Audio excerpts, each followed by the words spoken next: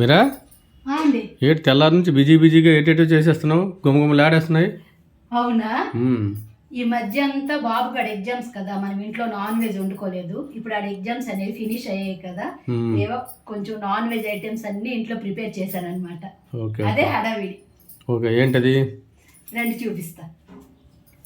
First అయితే మన పిల్లల ఫేవరెట్ ఫ్రైడ్ రైస్ చేసానండి. వేడిగా ఉంది. ఇంకా పచ్చినెత్తల్ని ఇలాగా కొంచెం అరోట పిండిలో ఫ్రై చేస్తే అందరు ఇష్టంగా తింటారు కదండి. ఇలా ఫ్రై చేసేసాను. ఇలా ఫ్రైడ్ రైస్తో ఇవి చాలా బాగుంటుందండి. ఇంకా మన బాబు గాడికైతే ఎగ్స్ వండాల్సిందే కదా, ఎగ్స్ మసాలా కర్రీ ఇలా చేశాను. ఇలా అయితే వాడు ఫుల్గా ఇష్టంగా తింటాడు.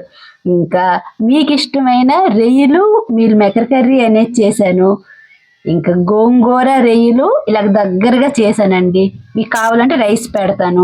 ఫైనల్గా సలాడ్ చేసేసాను. ఇదేనండి ఈరోజు మన ఇంట్లో లంచ్. ఓహో, అదిరిపోయింది అయితే. బాబు రా రా రా భోంచేసి.